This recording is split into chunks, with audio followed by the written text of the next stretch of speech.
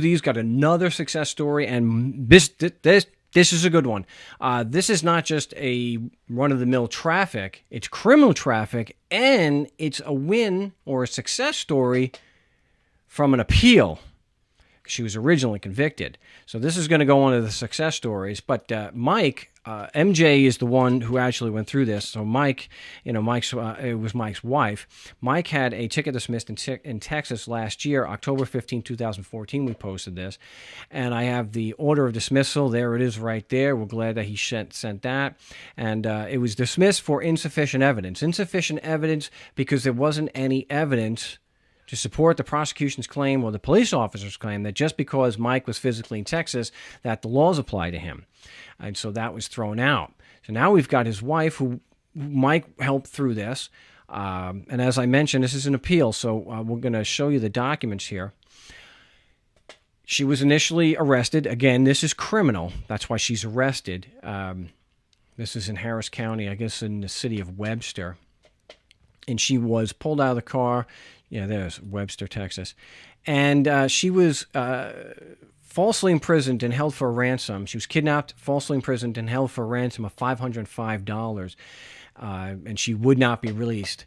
I know a lot of people use the double standard, but they're the government. But, I don't give them a free pass. If it's wrong for me to pull somebody out of their car, take them against their will, and hold them for a certain amount of money, and I won't release them until they pay me, yeah, that's called kidnapping. That's a crime. So I don't allow for a double standard, especially since here when people may say, well, they got the law. No, they don't. So just like what we showed here with Mike, let's see, where is that? Yeah, it's in the video that the case was dismissed for insufficient evidence. There is no damn evidence to show that just because you're physically in Texas, their laws apply. So they don't have that excuse. So the double standard, totally bogus. MJ's first language is not English, so when she did go to trial, she was bullied and abused by the judge. I know. There's a shock.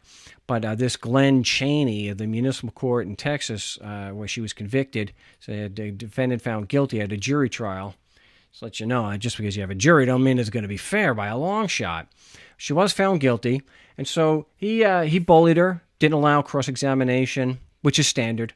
Prosecution didn't have a shred of evidence and didn't even try to claim that the witness was qualified to make legal determinations, such as if you're physically in Texas, the laws apply to you, although that's what he testified to doing.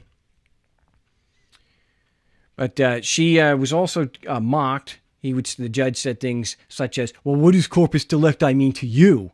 And they do that commonly also with the issue of jurisdiction to kind of shift the burden and push it back on us. So what I recommend doing is just throwing it back on them. Hey, jurisdiction means whatever the hell you think it means. However you're using it as applied to me, that's what I'm going to go with. Because that doesn't change. They're still saying they have jurisdiction, whatever that happens to mean, and they still have to have evidence to prove that. And however they define it, they're not going to have a shred of evidence. Because bottom line, it still comes down to this. Territorial jurisdiction, there's that word again, is based on your physical location, nothing else. So we'll see that here with MJ, political status had nothing to do with it. Because it says right here, U.S. citizen, unknown. So her political status wasn't even known. And she was still able to get this dismissed. So what we'll do is we'll go through. They go up on appeal.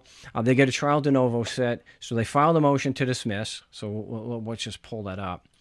So we've got the motion to dismiss there. And then they also filed a request for discovery. I believe this other motion to dismiss was for prosecutorial misconduct, because again, as I say so many times, there's no evidence to show that just because you're physically in Texas, their laws apply to you. It's just a bold or a blunt assertion, to borrow a phrase, to quote Robert Diab.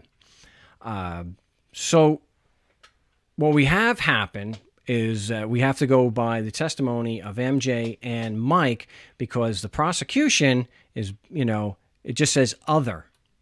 They don't want to put down why. We have, I see it's dismissed. You can see that it is a misdemeanor. It is criminal because, and we'll get to there's the dismissal itself. The prosecution actually filed a motion to dismiss. And they put down here, other, see state's file. But the only thing you could find is that, the only thing we know for sure, because and Mike was able to report this, is because the police officer, despite being under subpoena, did not show up for a misdemeanor trial. Now, you and I do that. We have a warrant for our arrest, and we could deal with a possible contempt charge. Well, the judge did here was grant the motion to dismiss, which was nice, which is great. That's what they wanted. But I just want to address a couple of points. People may say it just was too much trouble. Really, it's a misdemeanor misdemeanor trial. He was under subpoena. Or, and we don't know this because we don't have any copies, maybe the prosecution just didn't subpoena the police officer, and that's why the police officer wasn't there. Maybe because, maybe they thought, well, maybe it's too much trouble because we don't have any evidence. Because why would it be so much trouble to deal with somebody asking for evidence to prove your laws apply?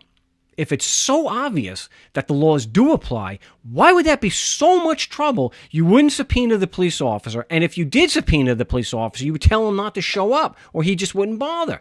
If it was a slam dunk, see, it contradicts. It doesn't make any sense to say it's too much trouble, especially when they already had a conviction. No. The fact remains, and the circumstantial evidence is clear, because the cop blew off a summons for a criminal trial. If they had the evidence, if the cop was qualified and had personal knowledge of facts proving that the Constitution laws apply because she was physically in Texas, they would have just provided it and got a slam dunk conviction like they already did. So the arguments against it, as usual, they just don't hold any water. So big congratulations to Mike and MJ for sending us this documentary proof. I'll have the documents here on markstevens.net, just like I did here, all the documentary proof. So if you can't see it in the video, you could just go to markstevens.net and you can get copies of the documents there. But big congratulations. We'll get it here under the success stories. But if you disagree with what I'm presenting, if you think that, and you have evidence to prove this, if you think that just because MJ or Mike are physically in Texas that the laws apply, man, I want to see the evidence. And if it's one of these things where you're saying, we don't have to prove that, then that's proof of a rigged game. Because if you can't challenge it or you don't have to prove it, by definition, that's a rigged game. That's just not fair. But hey, I'd love to have you call a live broadcast. We're live every Saturday from 4 to 7 Eastern Standard Time on the Liberty Radio Network, and you can present your evidence. I'd love to hear it. Again, my name's Mark Stevens, the website, markstevens.net.